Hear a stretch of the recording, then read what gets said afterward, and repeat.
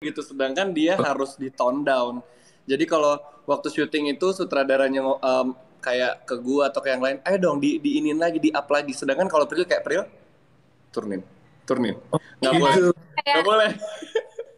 misalnya adegannya sangat emosional gitu ya. Ya Aha. aku kan juga orangnya sangat emosional dan orangnya ekspresif banget kan.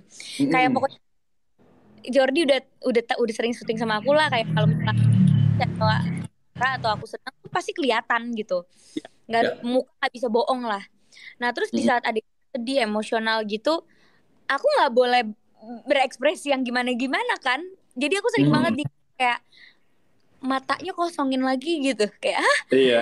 baru kali ini kan syuting series matanya disuruh dikosongin gitu di Oh, saat biasanya kita malah disuruhnya tolong matanya isi lagi gitu kan ya, ini kayak kosongin gitu, jadi kayak lumayan agak susah. Oke, matanya dikosongin, bukan manusia apa terlalu manusia. Jadi Jenny ini sebenarnya apa ya? Jadi Terumbu karang. Terumbu apa tuh? karang. Terumbu karang.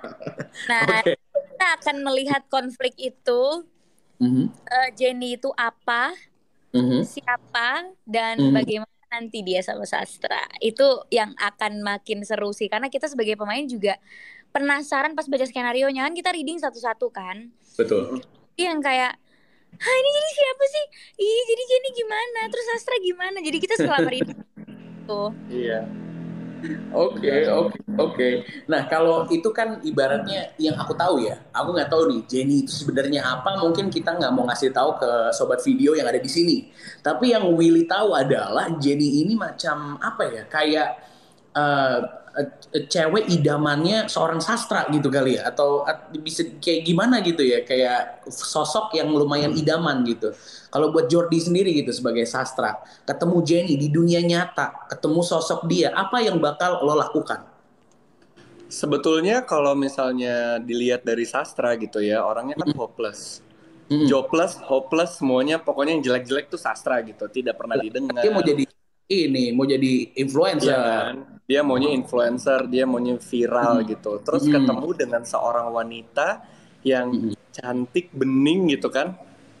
Pasti otomatis kalau kita pikir sebagai sebagai sastra, wih gitu, tergiur. Cuman kalau gue sebagai Jordi agak creepy ya, kayak tiba-tiba ada cewek Iya, ngintilin gue seharian terus kayak tahu semua loh. Lu siapa gitu. Tapi kalau di sastra juga yang kayak ini siapa sih? Dia tidak melihat Jenny sebagai seorang wanita cantik dulu, tapi kayak Mbak siapa? Kok ngikutin saya terus? oh, Iya, oh, kok serem ya Mbak? Mbak mau ngeprank saya ya gitu. Karena iya, terlalu terlalu skrip banget gitu kemunculannya Jenny iya. tiba-tiba tahu semua tentang sastra dari A Mm-mm. sampai Z. Jadi Mm-mm. ini sastra ngiranya kayaknya ini prank deh. Ternyata memang Jenny ini kan adalah wujud nyata dari semua doa-doa sastra di podcastnya Iya, kan. Kalau yang kita lihat di episode betul, satu gitu. betul, betul. Berarti kok bisa langsung pas banget gitu sama yang gue inginin gitu ya. Kok tiba-tiba ada ini pasti ada yang ngeprank nih, tapi ternyata enggak gitu. Oke, oke, oke. Ya itu sedikit tuh. Kalau itu kan dari sisi Jordinya gitu. Kalau Iya. misalnya dari Jenny-nya, dari Prilly sendiri, ngelihat si Jenny ini kan emang unik gitu ya.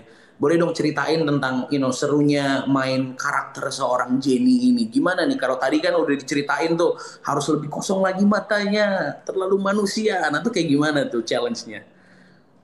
Ya itu sih challenge yang emang harus aku lewati gitu ya, Mm-mm. bener-bener merankan sosok Jenny yang nggak bisa terlalu ekspresif kayak aku. Mm-mm. Ya, cara dia mengekspresikan apa yang dia rasa dan apa yang Mm-mm. harus dia tunjukkan itu Mm-mm. 180 derajat beda sama Prilly. Kalau Prilly kan pasti sangat terlihat gitu ya. Satu kesamaan antara Jenny dan Prilly. Oke, oke. Apa Ya, Jar? Jar? Apa Jor kira-kira kesamaan Jenny sama gue?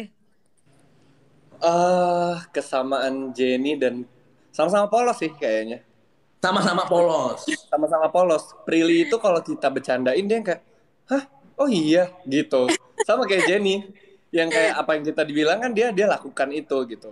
Mm-mm.